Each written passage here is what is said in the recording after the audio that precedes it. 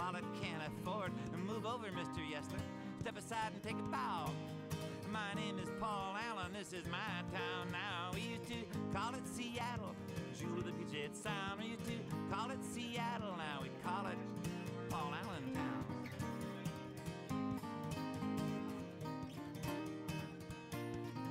You like sports? He'll build you a stadium or two. Yeah, and he'll do it with your money too. He owns Lake Union and the EMP. He owns half the city council, but he don't own me. You want to fondle your portfolio, you've come to the right place. You like high-rise, go get yourself a condo with a happy face, with a Starbucks in every corner, and your own cash machine. Now I know what they mean when they call it evergreen. We used to call it Seattle, jewel of the Puget Sound. We used to call it Seattle, now we call it Paul Allen town.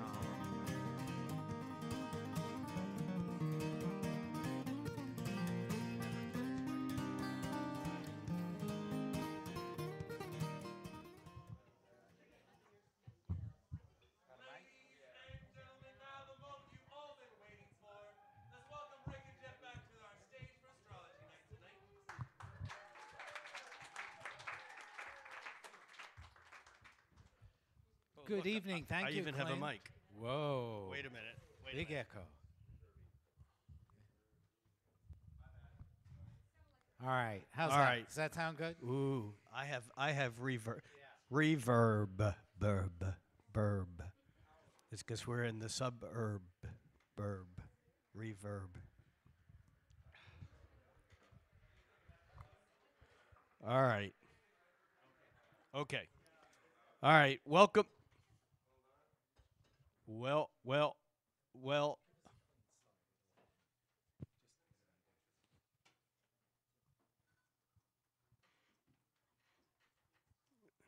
Are we doing something? Am I talking? Are you checking? How close do I have to be? All right. Is this okay? Okay, Can you hear good. okay? It's getting better all the time. Jeff, you got me over Test, there? test. 1, 2. All right, okay.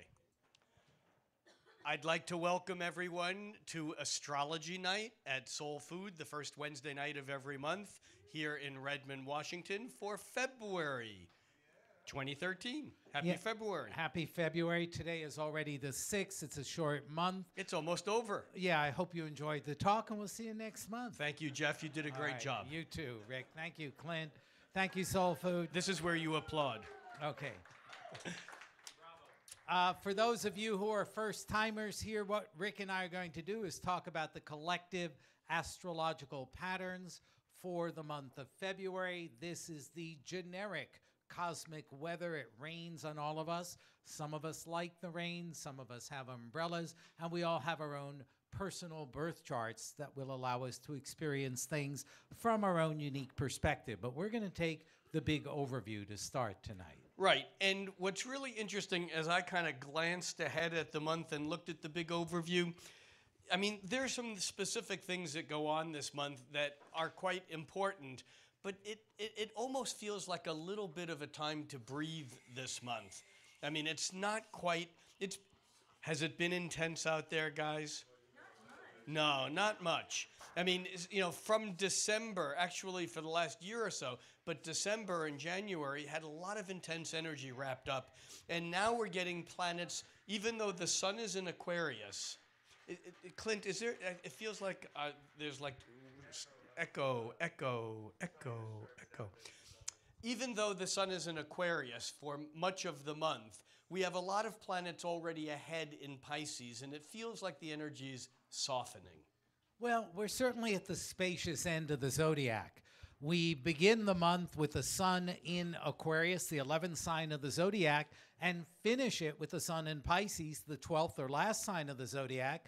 And as Rick pointed out, we've got a bunch of Piscean activity that's already underway. And when we get toward the end of the zodiac, we're really dealing with wider spaces and larger concepts. Both Aquarius and Pisces are in many ways idealistic. The primary difference is that Aquarius is operating from an intellectual perspective, where Pisces is coming to it from an emotional perspective. But either way, these are the signs in which hopefully we get to see ourselves as part of something larger than our own individual lives and stories. Is there something larger? Apparently there is. That was spoken as an Aries that I am, and we'll get there in a couple of months. This idea of things being larger than the individual, though, is very important.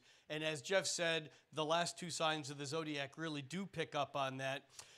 What's interesting to me is, and we'll come back to the sun in Aquarius a little bit, because it'll be in an Aquarius until the 20th, until the 18th of the month. 18th. But with Mercury, the planet of thought, of thinking, the rational planet, Mars, the energetic planet, they are already ahead of the sun in Pisces, and they are considered two of the personal planets, Venus being the third personal planet. And what's interesting, Jeff, is that we have these global signs. In particular, now we're talking about Pisces, and two personal planets are there. So what happens when we personalize this kind of, you said spacious, also spacey. When we personalize this spacious, spacey energy, this global energy that is about the open seas of consciousness, if you will, and yet Mercury wants to pull them into rational thought. Mars wants to take that energy and know what it's about enough to harness it, to do something with it, to go somewhere with it, and yet it kind of feels like a paradox. Yeah, that's a good point, to have such personal and self-oriented planets in essentially collectivist signs. You're right in the sense that what that can do is lead us down false trails. In other words, if we're absorbing things from the outside, from the world around us, from the people that we know, or even the people that we don't know, and we take it in a very personal way, we can turn their stories into our own stories and become lost, as it were. Conversely, however, if we are engaging in a personal way with something that is communal, collective, compassionate, for the greater good, that I think is hooking up the horse and wagon in an order that's likely to get us somewhere. So it really has to do, be aware of those times when you're responding or reacting to things in an overly generalized way. The antidote for any sign is its opposite.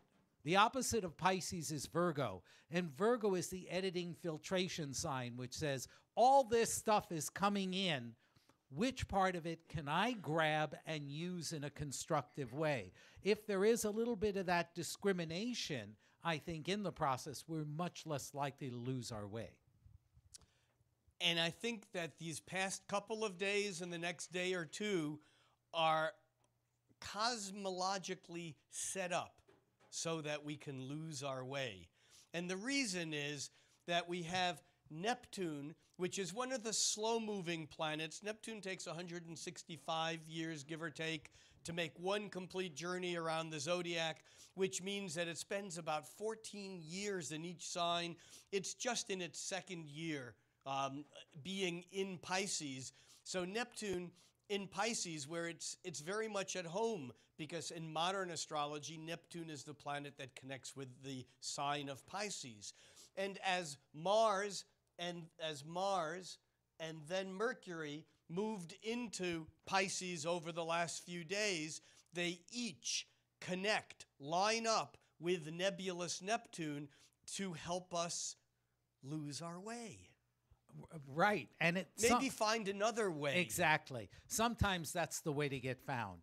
Many of the issues that we have in life, many of the things that we want to change, naturally we try to bring some thought and some effort to. And yet, if it's a deeply rooted pattern, particularly one in the psyche, we're probably going to resist change. And yet, losing our way, wandering off the beaten path, or understanding the value of confusion. The value of confusion sometimes can be that it bypasses the resistance of whatever it is the psyche is operating on.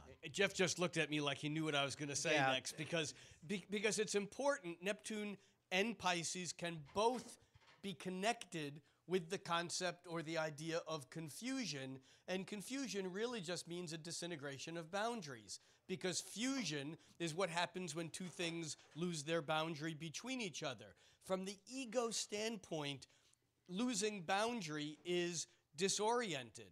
But it's also part from a spiritual standpoint, it's the way in which we connect to the greater whole. So this confusion, even though we judge confusion as being a bad thing, it often is the gateway to awareness or realization. Yeah, and certainly on the level of intellect with which Mercury is associated, we're going to be with this for quite a while.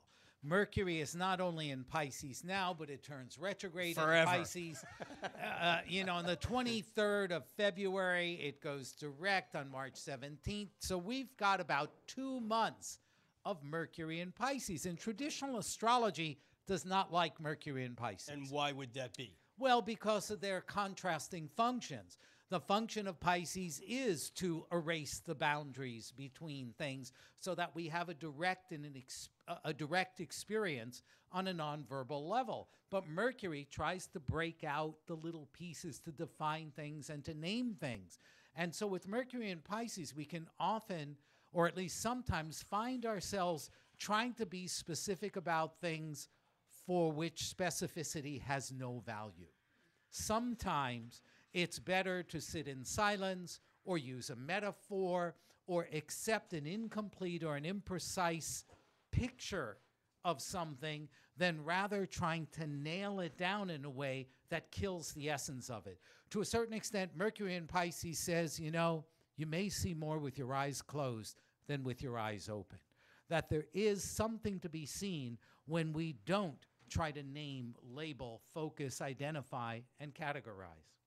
So we have this Mercury in Pisces, which actually joins up. It reaches the same degree as Neptune today, so it's very, very close right now as we speak. And in a couple of days, by the 8th, it catches up with Mars. And so we have this Mercury, Neptune, and Mars all clustered together. And I want to just say a quick word about this guy here that we don't often talk about a whole lot, but it's so important because it's playing into the theme of this month, and that would be Chiron, which takes about 50 years to go around once. Chiron is a body that's too small to be a planet, but too big to be dismissed.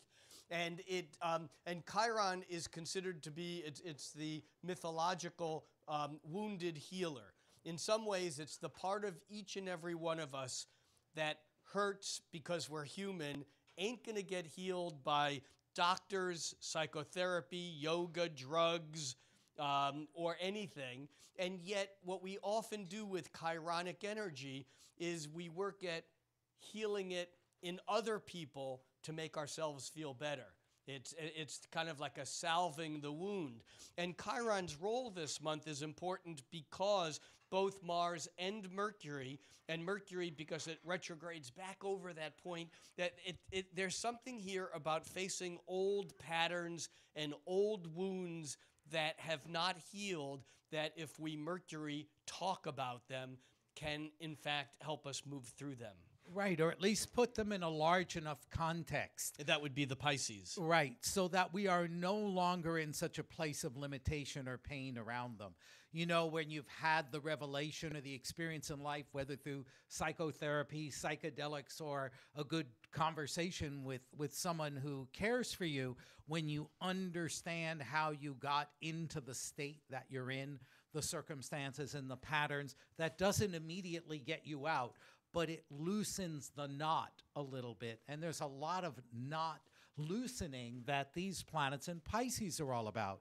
But I do want to point out, too, every astrological set of symbols can tell a myriad of stories. So we can say, Mercury is in compassionate Pisces. It joins spiritual Neptune to illuminate and enlighten us, and then joins Mars where we can act upon it. That's a version of the story that sounds desirable. We could also say, however, that the confusion of Mercury and Pisces is multiplied when it joins Neptune. And therefore, when Mercury hits Mars, we're going to get angry or get in a fight because of assumptions we've made or miscommunications that we've had. And it's possible to experience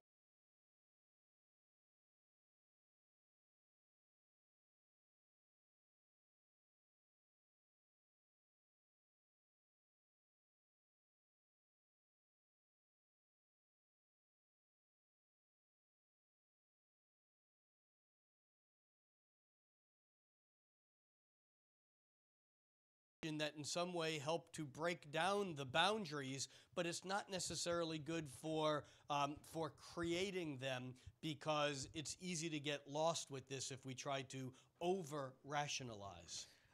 Good point. It's interesting you use the word impressionistic, which is very Neptunian and very Piscean. Yes. It's just having an experience without necessarily having the details. But as we've been working here, Aquarius is still running in my head, and I know we're going to get back to it because we have a new moon in Aquarius coming up. And there are some significant differences. But the fact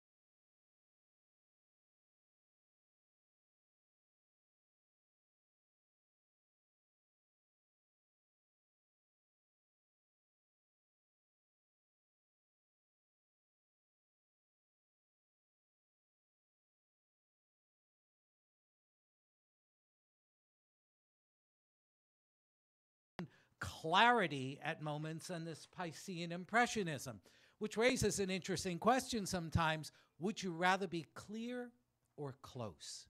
Because the closer you get to an object or to somebody, the less clear. Especially as your eyes change as Exactly. you age. Exactly. Where we tend to focus, and there's something here metaphysically about focusing more on the distance than on what's up close. Right. And as we've been talking about all this Piscean stuff, which is very important,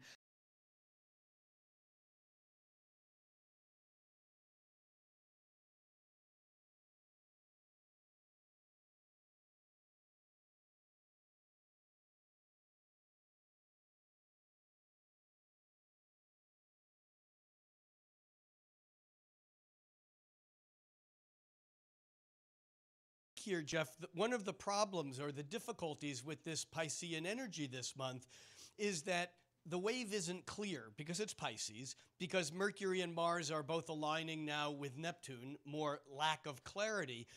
But I think one of the things that's not clear is how big this wave is and how it's building, because all of these planets in Pisces are at 2 and 3 degrees right now, Mercury and Mars in particular, and they're coming in to square Jupiter, the planet of way too big, too much, bigger, better, and more. And Mercury squares Mercury squares Jupiter on the 9th, and Mars squares Jupiter on the 10th. And so it's almost like the lack of clarity now, the confusion actually allows us to get on this wave that's way bigger than we think it is. yeah, and again, pushes us past aspects of the mind that we can manage and control. Jupiter is the planet of expansion, and it's a planet of wisdom, but it's in Gemini. And Jupiter in Gemini, imagine that you had no book, that every book you had in your house, you had to rip out 10 pages that you could keep from that book, and that was what you had. Jupiter in Gemini is like a pile of pamphlets. The wisdom is buzzwords. It's little pieces of things. And that's why the trickiness of these planets square. These are hungry planets in Pisces. When you get to Pisces, you're either you're close to the end of the line. It's the end of the zodiac line, which can be despair, the end of life, but it could also be this far from nirvana. And so the hunger and the desire to know the absolute truth when these planets are running into the flim-flam man of Jupiter and Gemini creates lots of opportunities to get the truth that lasts about 12 hours. It's interesting because we have some stabilizing energy coming, oddly enough, from Aquarius. We talked a little bit about Aquarius. We'll talk more in a bit because the sun is in Aquarius, and the moon over the next few days will reach that new moon there. But we also have Venus hanging back in Aquarius, and Venus in Aquarius is picking up on harmonizing sextile to Uranus and trine to Jupiter.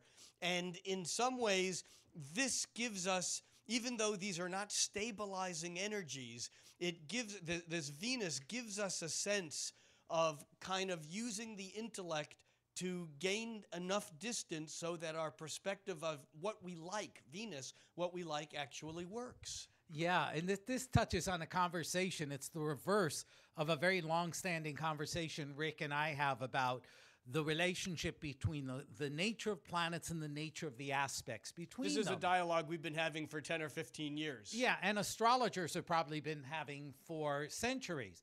But we have a very interesting case. The traditional benefics, the good guys, the lucky planets, are Jupiter and Venus. They are in today the most harmonious relationship possible, 120-degree trine, which should indicate joy, social interaction, and a lot of pleasurable things. But it might be that the social lubrication of this aspect is so good that we can just go slipping right out of reality. You know, that it's so sweet, it's so good, it's so easy, or we can imagine things at that level of idealism, which is delicious. It's not to be eliminated, but it can be so good that it's not necessarily going to be real or, again, last very long. Yeah, well, Venus remains a key player because as we move on, Venus moves from this kind of, it's odd because I want to say stabilizing because it's sextiles and trines, but when Venus hooks up with wild, crazy, unpredictable, out-of-the-box, unconventional, irrepressible Uranus and connects up with Jupiter that says overindulge, do it more. You know, if this feels good, 3 of them will feel better, 10 of them will even feel better. You know, if this dessert is good, 4 of them will be a better idea. And so this Venus stabilizing in a very unstable planetary situation is interesting. But as we follow Venus over the next few days, Venus reaches a point where she squares Saturn. And Saturn is the opposite. Saturn is stabilizing, but here we have a hard energy. It's a square. Right. So it suggests that whatever is opening up aesthetically, in relationships, whatever Venus may represent in your life, and the trine with Jupiter gives us a bigger catalog of pleasures, people, and possibilities. But then when Venus squares Saturn, it's almost like, no, you must select one. Saturn's a planet of contraction. It's in Scorpio, a sign of contraction. Scorpio is more interested in depth and squeezing out the essence of one really meaningful thing than having a variety of superficial relationships. And Jupiter in Gemini has that superficial side. So if you've overexpanded today in your ideas and your beliefs, you're going to run into, in a few days, it's the 11th, I guess? 10th or 11th. It's late on the 10th, so the 10th, 11th. When Saturn squares, where Venus squares Saturn. But to reframe it, we can also suggest that whatever you might find inspiring socially, aesthetically, artistically, now, then there's a commitment that can be made on the 10th, the 11th. These aspects really last 2 or 3 days. There's a commitment made then that can make it real. And I think the most important thing in a transition from Jupiter in Gemini trine to a square with Saturn in Scorpio is don't be greedy. Well, and I think that don't be greedy thing is doubly important because on the same day we have Mars squaring Jupiter. So it's easy. I mean, this is a classic study in how much is enough, is too much better. It's because we have Saturn saying slow it down, pull it back, restrain it, and Jupiter saying bigger, better, more. Is this that's your vodka has arrived. All right. I want tea. Yeah. Okay. So let's keep it going. New moon. Well, one more thing I wanted to say is the hunger in air signs for Venus trine Jupiter is not the hunger for food. It's the hunger for thought. It's the hunger for ideas. Yes, it's the hunger ideas. for concepts. Yeah, so now we're going to the new moon? Yeah, and that's already cooking. I mean, what's interesting is that the dilemma between all this Venus stuff and the Mercury, Neptune, Mars stuff, that's all going on like right now. And it differentiates over the next few days, but we got both of them kind of interplaying. Yeah, what's so interesting again today, we have a Venus-Jupiter trine, but we're really coming to the end of the lunation cycle. And as we're coming towards the end of a cycle, it's almost like that idea that before you die, your life flashes before you. So you could have good ideas, good relationships, sources of pleasure, memories of great vacations flashing before your eyes today, tomorrow, maybe even the next day. But it's really to get ready to move on, not to go backwards. And Aquarius is not nostalgic.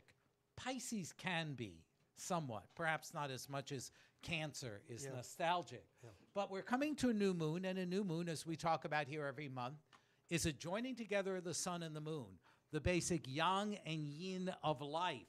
Dad and mom, male and female, day and night force are coming together to conceive a new 29.5-day lunation cycle. This one is the conception of Aquarius, of brilliant ideas, or at least that's one of its potentials. Well, yeah, and the new moon every month is significant, as Jeff said, because it kicks off.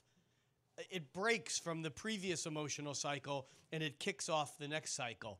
We often judge the meaning of the new moon not only by what sign it's in, but what aspects it makes to other planets. And this new moon is particularly interesting in as much as it, from the other planet standpoints, it's like a non-event. It doesn't connect with the rest of the guys and girls on the committee. Yeah, so think of the sun and moon as in Aquarius as two very cool avant-garde people who have walked into a party and that they are so cool that nobody talks to them. Or, there's this sort of because they only speak an alien tongue. Right. Well, there is an Aquarian arrogance. The arrogance of Aquarius is, I'm too cool for school, I'm ahead of the crowd, I'm smarter than other people, I'm not bound up in that crummy, traditional, crappy stuff, those emotions that other people get.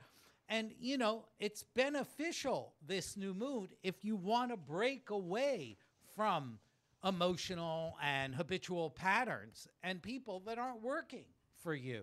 But it's also possible, as Rick pointed out, since this new moon makes no aspects, it's like giving birth to something that's new and brilliant, but the environment doesn't support it. There's no world that will respond to the product or the idea because it's out of sync. So I think we all need to, perhaps, particularly when we get the great ideas and the insights, is to step back, give it a little time, and check out the larger context and see this seed, which is what a new moon is fantastic. Just make sure you find the right ground to put it in. Otherwise, it's not going to take root. Yeah, I agree with you, but it may be an air fern that doesn't get put in the ground. You may plant it up here on the limb of a tree or something. I don't know. But your point is well made. What I find interesting about this new moon also, by the way, for those of you who are taking notes, the new moon is actually at 11:20 p.m. on Saturday, February 9th. So the new moon is at 11:20 p.m. That's this Saturday night. And that's Pacific Standard Time. That's Pacific Standard Time for those people in other parts. Listening on the internet. That's right, or watching. So the other thing that I find interesting about this new moon, because it is the beginning, it creates an importance to the moment because this moment does have in it the seed of the next several weeks. And what's interesting is that this new moon comes after Mercury's square with Jupiter and before Venus's square with Saturn. So it happens right in the middle actually between the Mercury, it's Mercury and Mars both squaring with Jupiter, happen like right around this new moon, and then the Venus square is the following day. And so in some ways, the new moon really heightens this whole dilemma of more, less, let's not. This, I'll have another one. No, I've already had one too many. That dialogue, which I think is a theme of this week. Yeah, and I think another thing, too, about Aquarius, maybe even more, this may be more true for the planet Uranus, but to some degree, Aquarius is about freedom. And I think freedom is often alienating. Freedom feels weird because we're disconnecting from patterns, people, and habits that we already know. And this Aquarius new moon square 90 degrees away from the nodes and not connected in a significant way to anything else may also represent that moment when you feel I can't explain myself, I can't talk, I people don't understand me. If you do experience that, take a breath, be with it, don't push against it to get back and reconnected, because that might be the airlock of that you have to go through to get to the next stage. Most of us are pretty linear, regardless of how roundabout we are in our own minds. In that is, we tend to go, I'm here and I want to go there. So I want to be here. I'm here now, and that's where I want to be. There are places in between that don't look like here or there. That's the gap. Mind the gap, as they say in London on the subway. There's a gap with this new moon that might actually be useful if we can just chill and go, interesting, I don't have to do anything about this, or these weird feelings. Let's just see what happens. So, we get through the new moon, and literally the following day we have Venus square Saturn. We already talked about that. There's a bit of restraint. There's a bit of, kind of rule checking, a bit of kind of like maybe I overextended. How do I need to pull back? But again, the interplay continues, because within a couple of days, we have Mercury coming in to substantiate that. Let me get back here so we can do this. Because what happens is by the 12th, Mercury comes in to pick up on Saturn by harmonizing with it and Pluto. And this kind of, in some ways, it's almost like the restraint that we might feel awkward about when, and that's Venus Saturn. That's right. When warm Venus bumps into cold Saturn's walls, that doesn't feel good.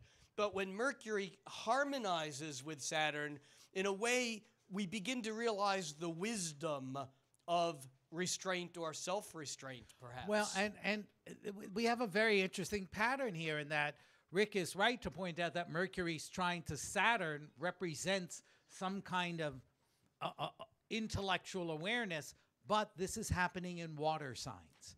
And right. Water doesn't rationalize. In other words, the tone of words, the harmonic quality and characteristic counts more than the literal meaning of the words. If there is intelligence, Mercury, that's applicable in a trine to productive Saturn, the fact that it's happening in these water signs can mean one of the most intelligent things we can do is talk less and listen more, because there's a lot more going on than what we're hearing or the text that we're reading. Do you think, Jeff, that this then suggests that we can rely more on the information that we get that's not linguistic, that's Yes. intuition, perhaps, or Absolutely. maybe intuition isn't quite the right word.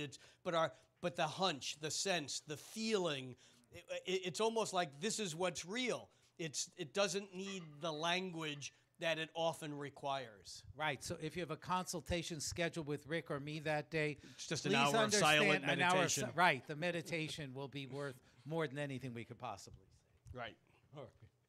They'll be charged the meditation surcharge, though, on top of the However, regular. meditation doesn't come cheaply. Yeah, you know. it's true. As we move on, by the 16th, then Mars comes into that same position where Mercury was, and Mars forms that harmonizing trine with Saturn and sextile with Pluto, it's almost as if the first part of the month we're in this dilemma. Jupiter, bigger, better, more, go for it, overindulge, everything's going to be fine. And then after the new moon, it's like the Saturnian side, the lessons start coming in, and there's work to do and ways to integrate it and maybe a bit of being more serious. Yeah, and I think because we're coming off of a new moon in Aquarius, Aquarius is very high concept, and yet the productivity of Mars and even the intellectual acuity of Mercury, as they align favorably with Saturn and Pluto, may indicate that we're getting things done, but they do not seem to connect to the higher goals of these big ideas. In other words, it's one of those times where if you take care of business, if you operate efficiently with your body, with your work, and in your life, that might not look like it's directly connected to the bigger aspiration or idea, but is basically creating a productive triangle. It's creating a place of effectiveness and efficiency. And even though it might only be about how you're taking care of your plants that day and you're aspiring to, travel around the world, there's something about skillfulness applied in one area that may be translatable later into others. There's something that makes what you said, what we've been talking about, I think even more important than it might otherwise seem. And this has to do with Mercury, Mercury moves up to about 19 degrees of Virgo, and then of Pisces, thank you, and then it turns retrograde. But when it turns retrograde, it travels back through the same territory that it's already in now, including back far enough so that it reactivates this trine to Saturn and the sextile to Pluto, but not until March. We'll talk about that more next month. But what that does is it takes the energies that are being created now, because technically what this means is when Mercury turns retrograde, it covers territory that it already covered. So Mercury already by the middle of February is going through territory that it will cover again when it turns retrograde. We astrologers call that its shadow. And so I think what's important here is that as Mercury, even though Mercury is still moving ahead, another thing that anchors us and slows us down to all of this stuff is that we're already beginning to anticipate that the solutions that we come up with now, even if it's intuitive and a hunch, and even if it makes sense, it ain't over. Well, yeah, they may need to be redone or readjusted. Just think of this. Mercury's going forward, gathering information, making connections, communicating, then it backs up.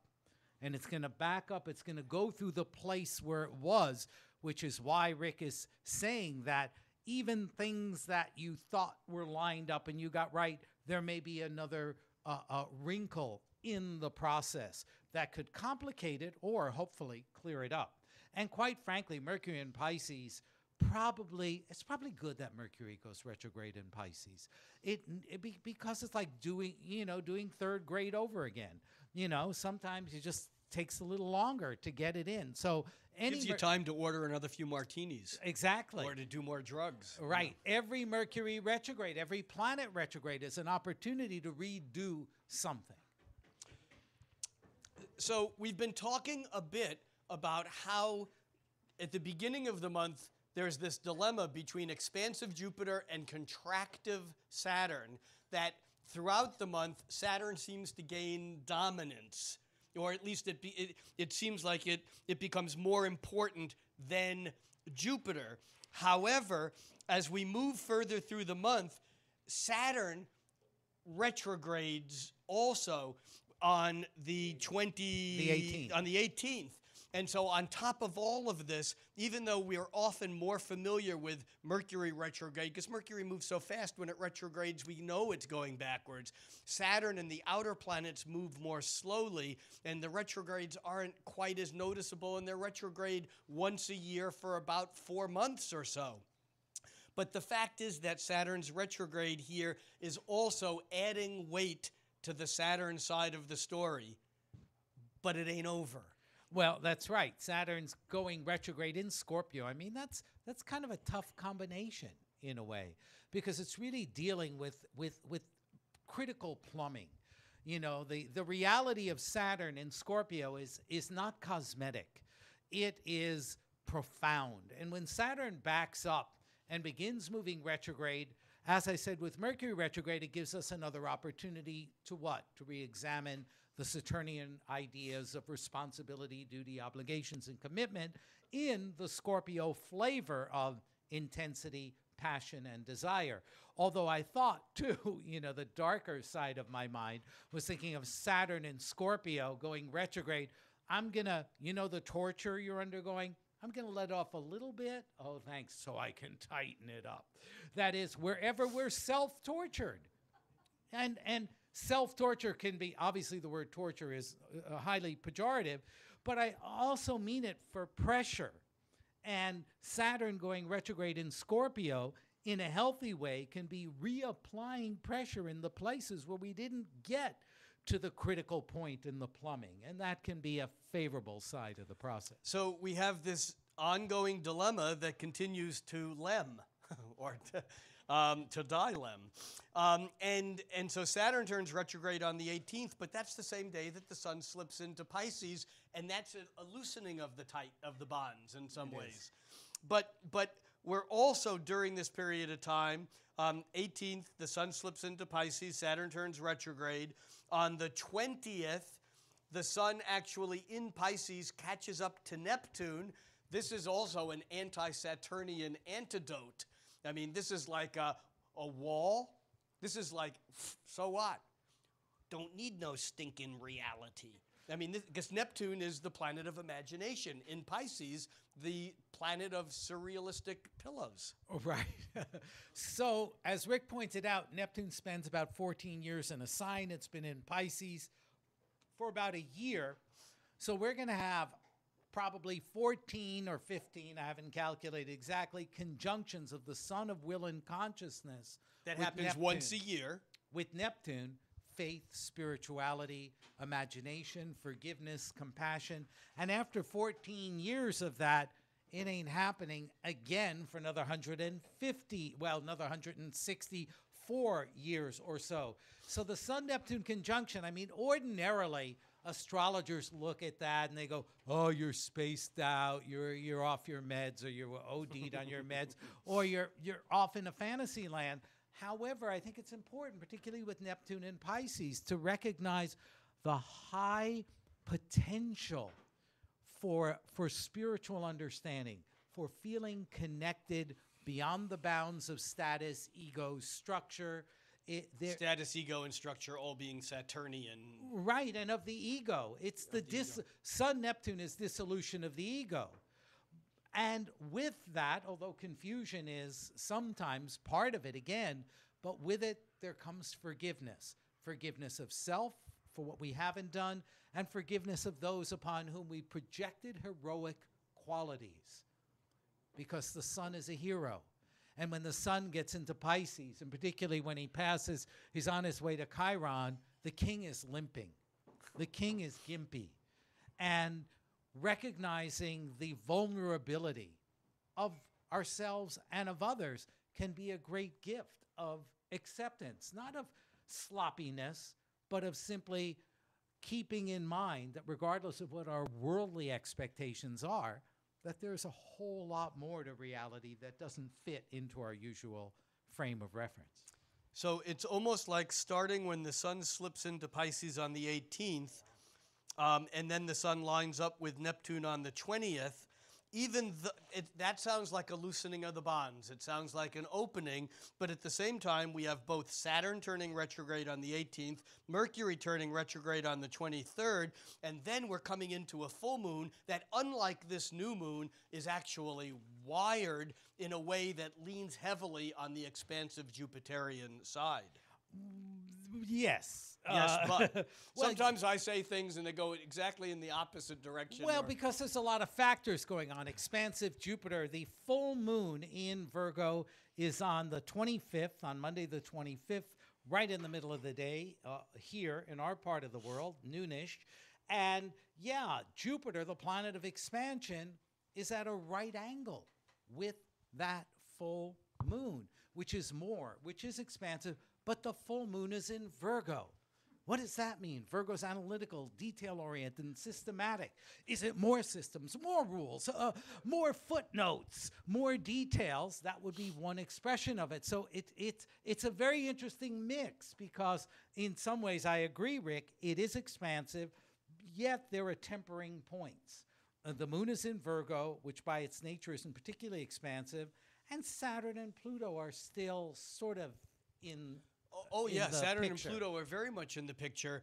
And in some ways, what this seems to me is it's a recognition of this ongoing dance that we've been in all month of the expansive Jupiter, contractive Saturn, of the big ideas of Jupiter, and the focus of the Mercury retrograde and the attention or falling apart of the details.